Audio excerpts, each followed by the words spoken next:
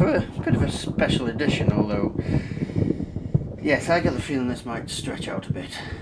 What you see in front of you is something that, well, we were exploring a very dark space, a very dark abandoned space, where we found junk that was heading for the skip. And, well, at first I turned away from it, junk, but then something caught my eye, and it was the corner of this keyboard. So I pulled it out, right, and to be honest I did give it a bit of yank, and the keyboard. And at first I thought, some sort of weird computer. Now this must be a computer itself. So I looked on the back and saw the lead going off it, but no ports or anything. I thought, oh, this is weird. It's got no name apart from Cifer systems at the back. You can see there. Sort of. And I thought, had a long lead disappearing off into the wilderness, and I thought, well, I'll leave it. Don't know what it is. T, which was daft, as we know. But then I looked a bit further and I caught the fact that it was connected to this, what at first glance looks like a monitor. It's not. It's actually the computer itself. And what it turns out to be is this is a Cifer 2684, built in 1982, and it's an intelligent dumb terminal. Now basically it's a serial terminal that can run its own software. It can run CPM, it's got CPM with it, it can use all sorts of software, or it can be used as a dumb terminal, which is a serial terminal. And then looking a bit closer, we found, hang on, where is it? Boom, boom, boom, it's got bookies. We found it's got software with it. Yep, well I actually picked these up, and then later we realised it is the software to this, and it comes with that stuff, just stuff falling behind me because I've been putting a shelf up.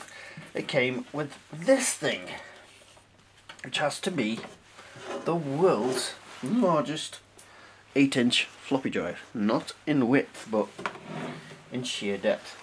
Ignore all the crud on it, it is just that, it's crud, it's not rot, it's crud. Just let me give you a sense of scale here. This is a normal DVD, internal DVD drive, and if I put this on top, you will see, yeah, it's large, bloody large, and it is designed to sit on its side. It does have the feet on the side there. Now, what do I always say when you find old equipment like this? Yep, you need to take it apart, have a little inspection of it before you power it up. But when I got this, I was in the middle of my shifts and I knew I didn't have time to use it. So yeah, curiosity got the better of me and I powered it up. So, would you like to see what happened when I powered it up? Well, of course you would, and that's exactly what we're going to do now. The switch on the back, as you can hear the fans run up. This drive's not powered, so ignore that. CRT is, let's come on, there's a little control knob back here, we'll give you the full tour in a bit. There we go. You can see it's flashing away as the dumb terminal. Apparently there are settings to turn it into an intelligent terminal. It is actually set on those settings at the moment, but for some reason, it may be the fact I give it a good yank when I go out the rubbish. Stupid mistake. Bloody schoolboy error. The keyboard's not responding, so that's an issue. There's also a bigger issue with this at the moment, which it's not doing. It just hasn't been used for a day. It must be because it's cold. I don't know. But what it's basically doing is it's tripping the mains. Once it gets warm, poof, the beast. Oh, first time we did it, the whole mains on the entire house went bang. Well, not bang, you know, everything cut out. So I've now got a BCD attached to it, which is a little trip switch thing, so that if it does that again, it only cuts out. There we go. It's done it. It only cuts out the computer, not the rest of the house. So that is cutting out. Now, if I take you, we did a tease video on this. I'll show you the keyboard and stuff closer in a minute. We did a tease video on this. You may have seen the tease video because I know it's quite popular. But if you've not seen the tease video, on the back of this system, you will see this tested thing. I'll just take this off for a second. Shows you here. Let's get my screen here so I can do this properly. Pat tested. Yep, 27th of 6th, 1983, which at this point means, if that's true, this has not been pat tested and therefore potentially not run for 32 years getting on. So, yes, there are a few reasons this may not. This is maybe tripping the mains. It could be crud inside, or it could be dry solder joints. We don't know. We've got to open it up to find out. But before we do that, you see a little bit of corrosion now on the screws, but everything seems to be in generally good condition. I have no idea what this writing is. I can't really read it. I'm going to see if I can find... Oh yeah, it's switch settings. We'll have a look at that later, but you can see here it's got the power on selection for line on, local, echo on, echo off, even parity, odd parity, mark parity and space parity. It says baud rate selection, see handbook, and you can output to another monitor if you've got an issue with this one. The mains in is there. And one of the first thing I'm going to do, oh god, made me jump. Oh well.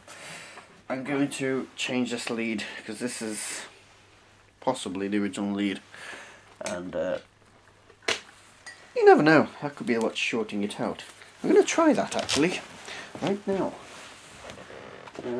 I'll say now that I suspect this is not going to solve the problem. It's just going to cut out the same look. You never know your luck, do you? So I'll also try it without the keyboard attached, see if that makes any difference whatsoever. So let's plug this in. I'll leave it off and put it over to the BCD. Sorry, I'm just going to get in the way of the camera here. Plug it into the BCD, reset, and just knock around. See what it does. Fans are running up. VDU's up. While that's waiting to trip the mains again, let's discuss this thing. Now, this is possibly the world's largest 8-inch drive. If you know of any larger, please let me know, but this is the largest, indeed the largest I have ever seen. It does have an issue. I haven't powered it yet because if we look at the mains lead, it's been a bit squished. Yes, so what? There she goes, blowing it again. So it's not the power lead. Didn't think it was, but you never know. So what I'm going to do is cut off the power lead to this and replace it with another power lead, and we'll power this up, see if it works. Got no way of testing the drive itself because I've got no discs to use in it that this could read anyway. But we can just see if we get general power. So that's going to be first, and then I will be back. We may have to take this apart to see what's inside. I don't know if I should do that first or I should power it on. Let's just power the bugger on and see what it does, because we're a man and we can take it. So, we can do that, and we'll be right back. Right, do you want to know something scary? This thing's plugged in. So after possible 32 years at this point, we're going to power it. Now, what I think I'll do, I'll switch it on at the back. Alright, first of all. BCD is not plugged on, not switched on, and then I shall switch it on independently at the BCD, so that if anything... Bloody hell.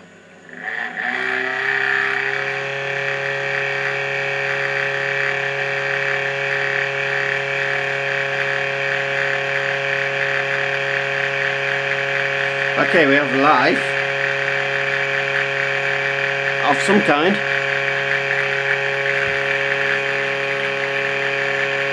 That noise is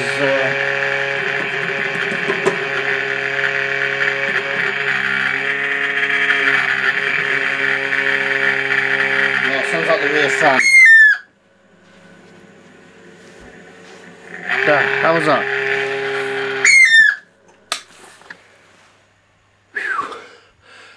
That scared me. I think that's the rear fan on it. Oh my god. Yeah. Well, I can tell you this much, there's no smoke.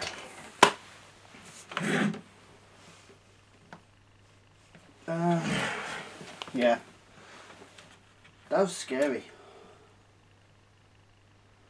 There's no smoke, but I think that fan is going to need a little bit of attention. Okay, right. So, at least we know it's got power. And things sort of power up. That's going to need its own independent attention. First of all, we need to find out why this big bugger is not working. Well, why it's cutting the mains out. So, I am genuinely a little bit shaken by that experience. So, what I'm going to have to do is unscrew this bugger and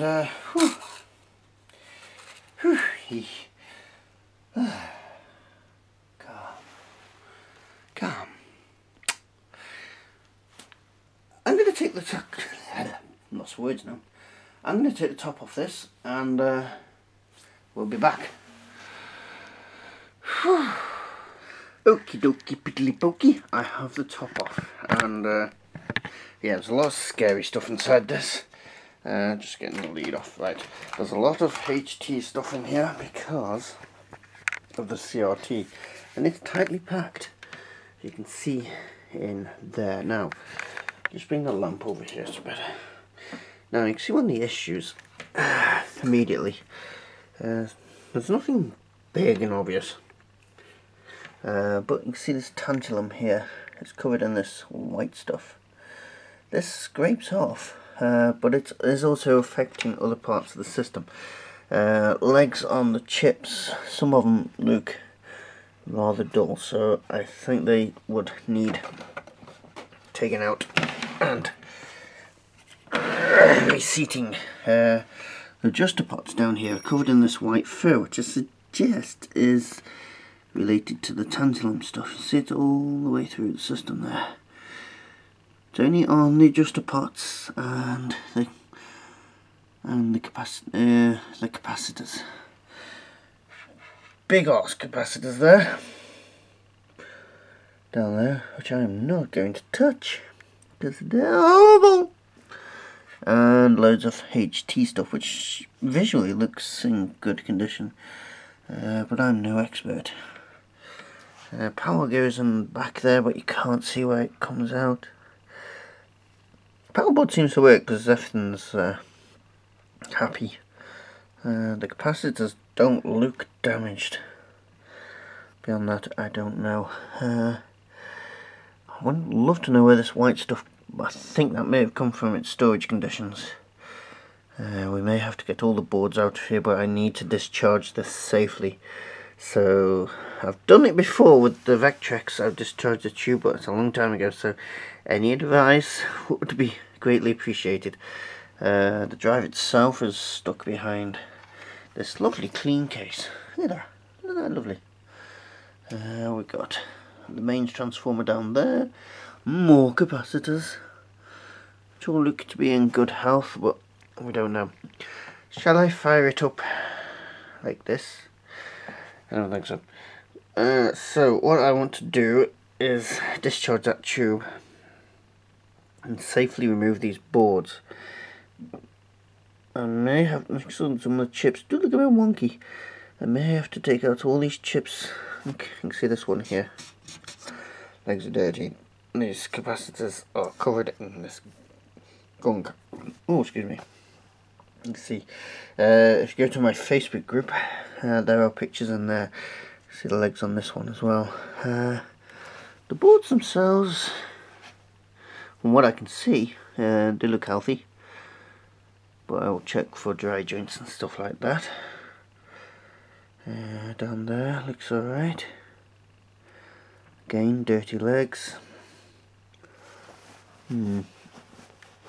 I need more advice on this. So, yeah, that's as far as I'm going to go at the moment before I can get more advice on discharging this and avoiding killing myself with these big arse capacitors and stuff down there. So, any help would be greatly appreciated before I delve any deeper into this.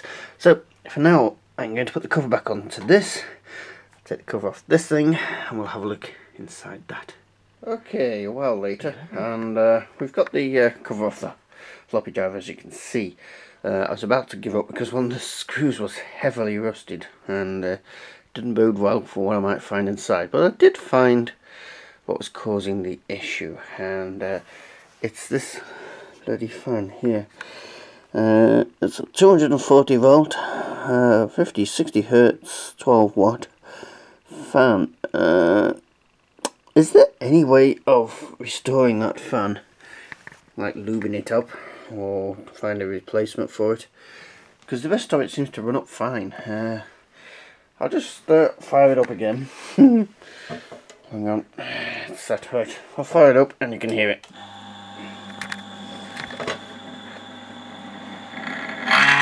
There you go. The little fan's making all that bloody noise. Yeah, that's horrible, isn't it? Wasn't for that, it would be running fine. So, yeah, okay. That's as far as I'm going to take it before I've got advice off this video and other people. That's the filter from the fan I took off. So there's that fan, and we need to look at the issues inside there before we can get onto the keyboard. So, any ideas? Please leave them in the comments, and if you'd share this video with other people who have technical expertise in these areas, it would be appreciated, so we can get as many ideas about this thing as possible, and perhaps even get it going again. That would be very nice. There's the keyboard again, it's just sitting down here at the moment. Very nice keyboard. Give me another part of the project. So, yeah, if you could leave any ideas, share this with anybody who is also technical. Rate, subscribe if you're not, and you want more of these videos. There is a playlist of past videos, and social media if you're not already in the Facebook group, etc. Links down there. So thank you all very much. Right, we're back again with the floppy drive, and a little bit of help from people online. We actually found out you can use WD-40 squeezed into the inside. I have to take the label off, unfortunately, but squeezed in there, and go. If you do that,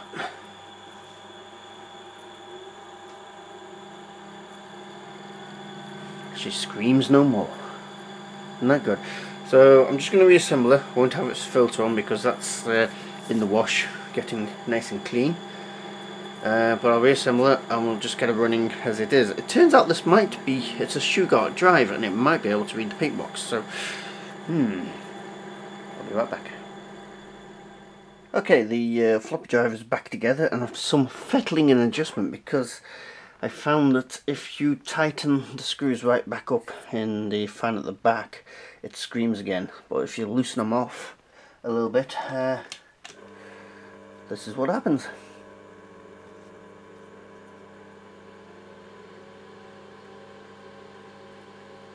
There you go. No fan noise whatsoever.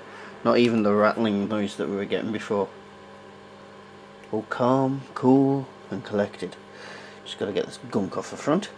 But there we go, so that's it so far. So any ideas on that, please let me know. That's all we can do with the floppy drive for now, apart from cosmetic cleaning a bit more. And if we can get the terminal itself to be stable, we can start work on the keyboard. So yes, any ideas, please leave them in the comments.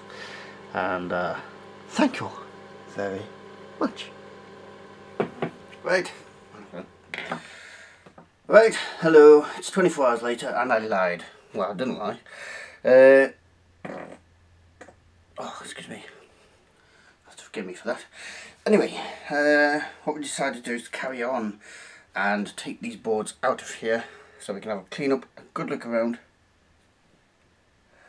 Appears to be some sort of oil down there, don't know. Have a look. Yep, so we can carry on and examine the machine.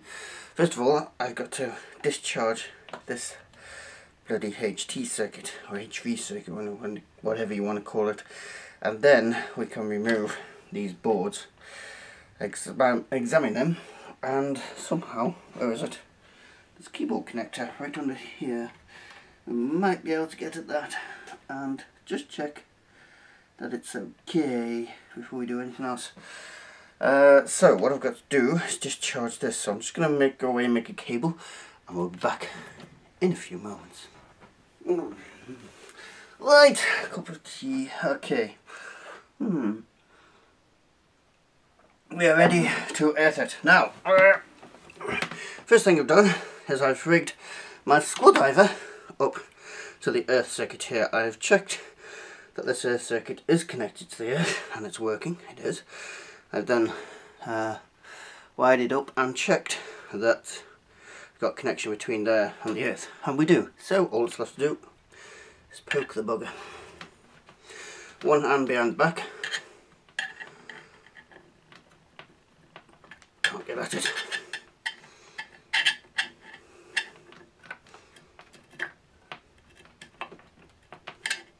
That's touched. That's definitely touched. Yep, you can see the prongs, and I have touched them. So it is indeed it. There you go. It was used yesterday, so there should be no capacitance, well, very little capacitance with these old capacitors left in it, but the prongs are definitely hurt. There we go. And the reason for one arm behind the back is so that if you do get a shock coming across here and it does go through the screwdriver, it's not going to make a circuit through your body. So that's it. So you should be able to just pull it out. There it is. And there you go. There's the little bugger. I'm going to cover that up because I never trust them, even when they are earthed and out. Oh, I thought I was doing that, it's just the rubber. So that's that circuit safe. We can now unscrew this and I'll remove as a computer section.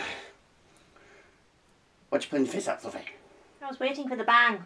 The bang's already passed. The moment has gone. We've got to get this bit out as a computer. Get it out. Look, got all weird whiteness on the capacitors, which is something on the surface. Mold. And fluff all over the pots, so we're going to get them off. Mold. Yes, so we will be earthing it again later, perhaps, because I'm checking the CRT circuit separately. I'm going to try and power the CRT on its own to see if that's causing the cutout. Well, first of all, I'm going to get this computer out. We'll be right back.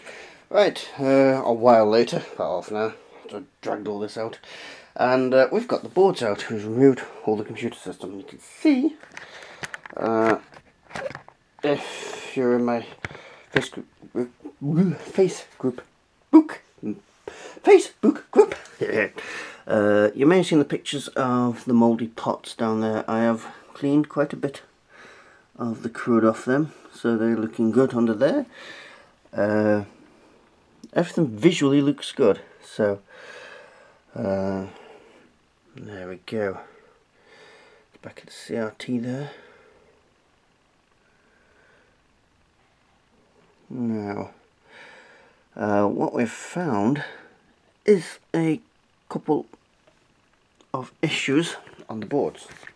Let me show you. I'll show you the boards one at a time as they've come out, and I'll also show you the immediate issues. Right, this is the first one, and as you can see, it looks generally good condition. May check and reseat everything, but the circular capacitors, I've forgotten what they're called, a lot of them have this white stuff on them. It scrapes off, but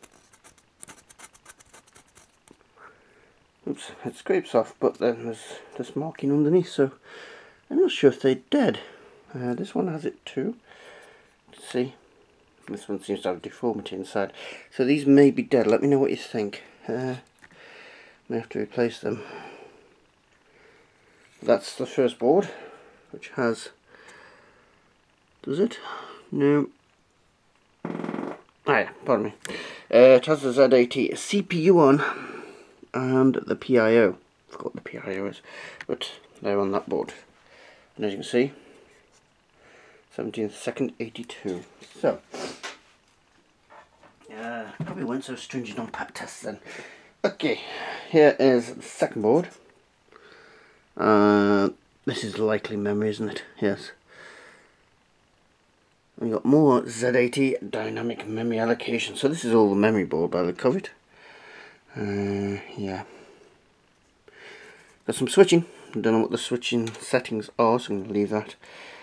And here's a big issue. Boink. Where is he? There he is.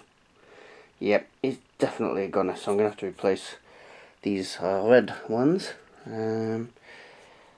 Again, the circular one is suffering from the same issue. It's very strange, I've never seen it before, so I thought it was how it's been stored. It might be this material that attracts it, but I don't know. I may have to replace them, see what people think. And here's the third board, which is a daughter board to another board, and it's got this letter burning on it. I hope that's not burning. That's just with age. I'm not going to remove it. I don't know what you think. Could be interesting.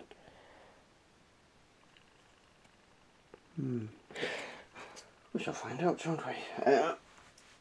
Board number 4, which is this one, which also has the problem on the circular capacitors. This one is covered, so they all may be history.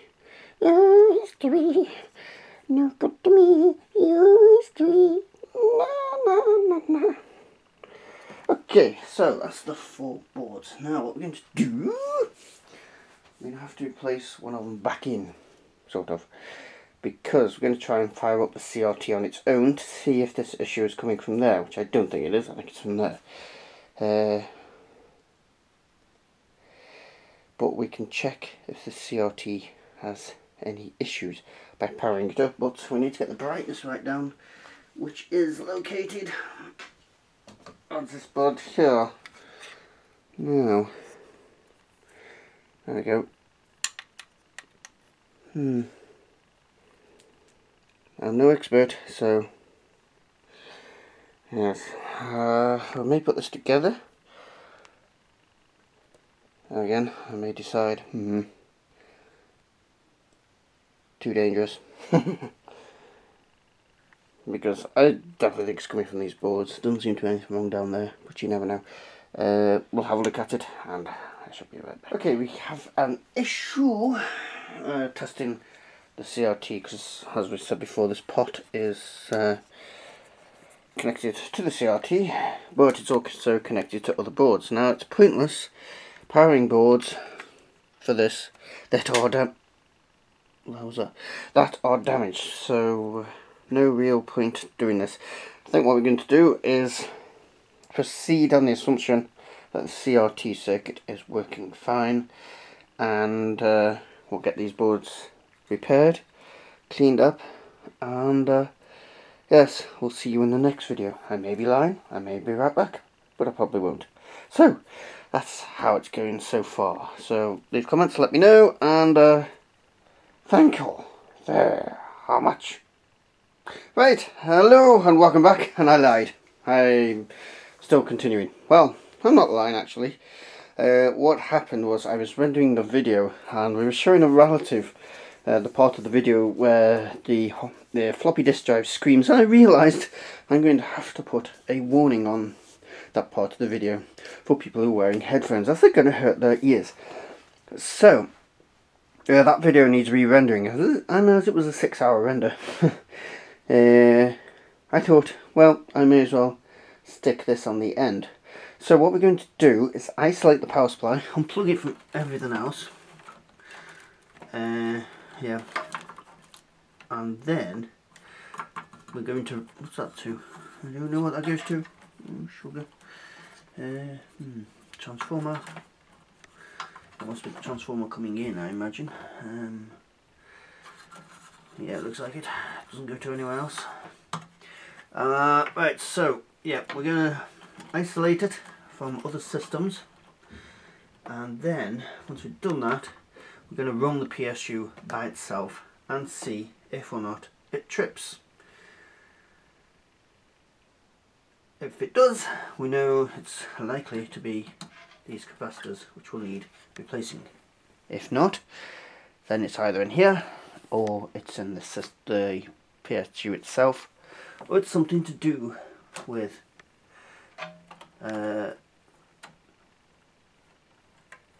this capacitor thing here, which has got a hole on the top, so that's got to be replaced anyway. So I'm going to take all the leads out, and we'll be back. And I've got something to show you at the end of the video as well, which arrived from Cifer, so I shall show you that too. Be right back. Okay, here we are, and as far as I can tell, everything is unplugged from the PSU. It should be. Quite scary. Just doing our last check. Our leads running everywhere, but they appear to be unplugged. PSU is on. My PSU motherboard is unplugged. Yep, that's just a transformer, so that needs to stay in. That one's also a transformer. That one's stay in. And this one is all unplugged. That one just leads to a fan, so I'm leaving that running. The fan's down there. So, I've got it switched on at the back. I'm not going to be anywhere near it because it switches on. And going to put into the BCD. Pull my T away, don't want my T getting damaged. And I shall press reset and live with my hand on the test button just in case.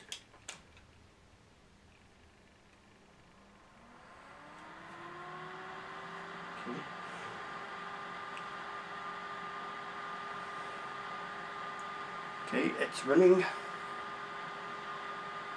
Good. It seems happy.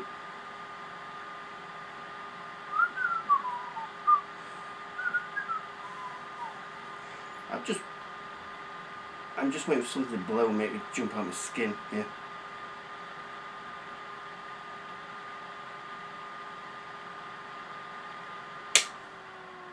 It blew. It definitely blew. Now,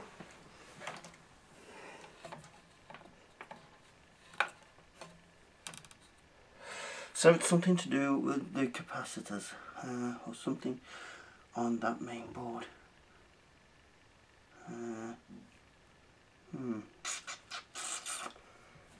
Sorry, narrowed that down.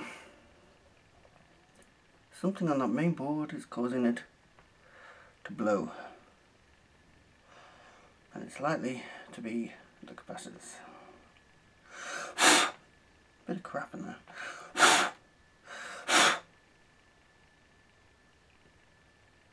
Okay, let's run it again.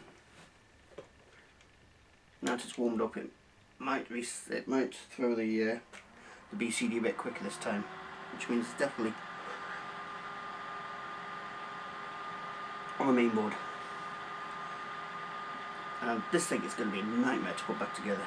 Absolute nightmare, because there's cables running everywhere. The other thing I'm probably going to test is there's a small board on the side here. There it goes. Load again. Small board on the side here which isn't connected. So what I think I'll do, get some advice from our resident engineers, but probably these capacitors got replaced. So we'll test it again with the PSU. When we replace the capacitors, we'll test it again as is, and then we'll plug this small board in which is on the side. I'm not quite sure what this is powering. There's a board with a couple of capacitors and two thingies. So this board is going to have to come out. Oh deep joy. Yes. So something is tripping it there, and it's probably the capacitors. Wish I had a tester to test them.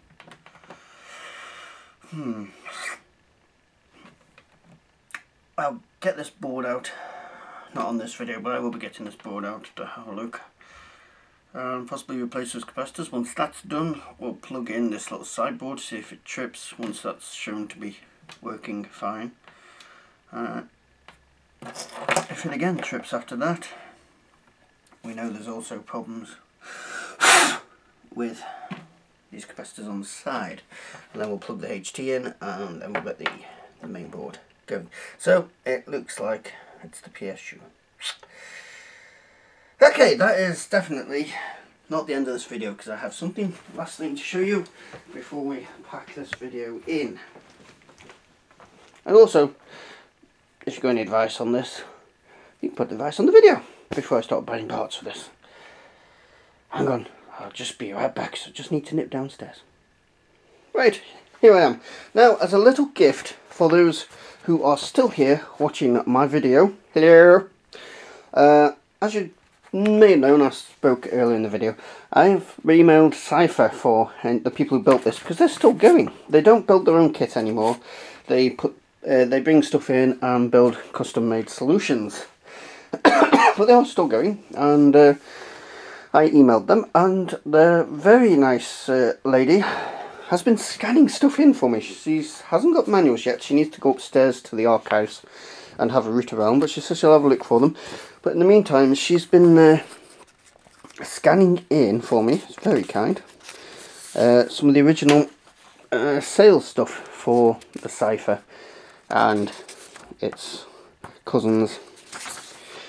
There we go. And as a gift to you for sticking with this for so long, and perhaps even for your advice if you have comments, if you'd like to see these documents, there's those pages so far, I have put a link below the video to my Google Drive where I've made public those files in a folder. If any more files become available after doing this video, I shall also put them in the folder for you too. On account, that's my present for you for watching my video and for helping me with this project. So, I won't be buying any parts until I've got that board out. It's going to be a bloody nightmare. And I've had a thorough check, and I may be able. Don't know, these are pretty stuck-in capacitors. I may be able to get them out. Don't know. I usually don't know. You have to show them first. Maybe I'll get them out and get them tested at work, see if they are working. Obviously one isn't, at least one. But we'll have to check. They're not too expensive, surprisingly. These ones are about a couple of quid to £5.